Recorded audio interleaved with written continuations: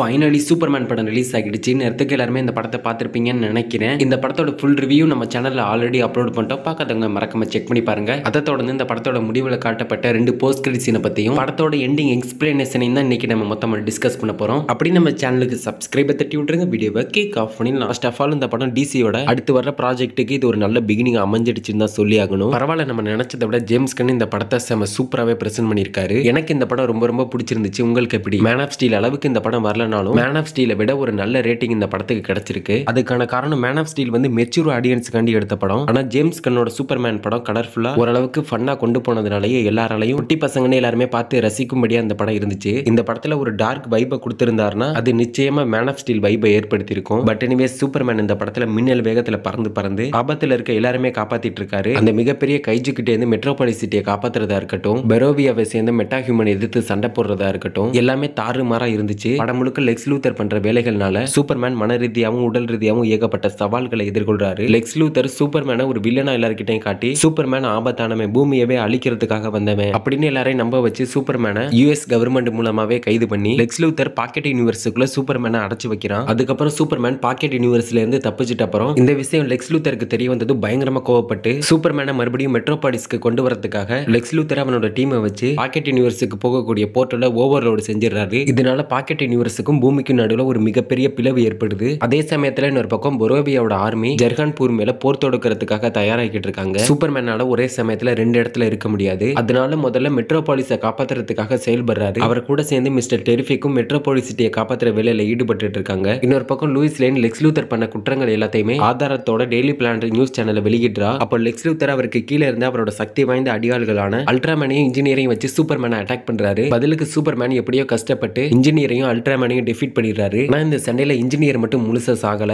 Maybe ஃபியூச்சர்ல திரும்பி வரலாம், வராம கூட போகலாம். அதுக்கப்புறம் சூப்பர்மேன் அவரோட கிளவுனை பிளாக் ஹோலுக்குள்ள தள்ளிவிட்டு கடைசியா லெக்ஸ் லூத்தர் பண்ண குற்றங்கள் எல்லாத்துக்கும் லெக்ஸ் லூத்தரை கைது பண்ணி ஜெயில அடைச்சிடுறாங்க. பழைய மாதிரியே சூப்பர்மேன் எல்லாராலையும் கொண்டாடப்படுற ஒரு சூப்பர் ஹீரோவா மாறாரு. அதுக்கப்புறம் இன்ஜினியராலையும் அல்ட்ராமேனாலையும் அடிச்சு நொறுக்கப்பட்ட சூப்பர்மேனோட ரோபோட்ஸ் எல்லாத்தையும் பழைய மாதிரியே சரி செய்யப்பட்டு சூப்பர்மேன் மேல அன்பு காட்டிட்டு அவர்கிட்ட பேசிட்டு இருக்கு. நம்ம சூப்பர்மேனும் அந்த ரோபோட்ஸ் கிட்ட பேசிட்டு இருக்காரு. அப்போ அந்த இடத்துக்கு கிரிப்டோவோட உண்மையான ஓனரான சூப்பர்மேனோட கசின் காரா அந்த இடத்துல என்ட்ரி கொடுக்குறாங்க. அங்க வந்த காரா பயங்கரமா குடிச்சிட்டு போதையில இருந்தாலும் காரா மத்த கிரகத்துல இருந்து இங்க வர்ற நேரத்துக்கு சூப்பர்மேன் கிட்ட கிரிப்டோவை பாத்துக்கிறதுக்காக ஒப்படைச்ச மாதிரி தான் தெரியுது. காரா தன்னோட கசினான சூப்பர்மேன் கிட்ட தேங்க்ஸ்ன்னு சொல்லிட்டு அங்க இருந்து கிளம்பும் போது கிரிப்டோவும் காரா கூட அங்க இருந்து கிளம்பிடுது. இதை வச்சு பாக்குறப்போ அடுத்த வருஷம் சூப்பர் கேர்ளோட உமன் ஆஃப் டுமாரோ படத்துல 2 பேரும் அப்பியர் ஆக போறாங்கன்றது அந்த ஒரு சீக்வன்ஸ் மூலமா நமக்கு தெரிய வருது. அதோட சூப்பர் கேர்ள் எதுக்காக இவ்வளவு குடிபோதையில இருக்காங்கன்றதையுமே சூப்பர்மேனே விளக்கமா சொல்லியிருப்பாரு. ரெட் சன், அதாவது சிகப்பு சூரியன் இருக்கிற கிரகங்கள்ல மட்டும்தான் குடிச்சிட்டு போதையில இருக்க முடியும். மித்தபடி பூமி மாதிரி மஞ்சள் நிற சூரியன் இருக்கிற கிரகங்கள்லனா சூரிய ஒளி மூலமா அசாத்திரமான சக்திகள் எங்களுக்கு கிடைக்கும். ஆனா ரெட் சன் எங்களோட சக்திகள் எல்லாத்தையும் மறைச்சு ஒரு சாதாரண சராசரி மனுஷன மாதிரி தான் எங்களை காட்டணும்னு சொல்லியிருப்பாரு. Super girl woman of tomorrow படத்துல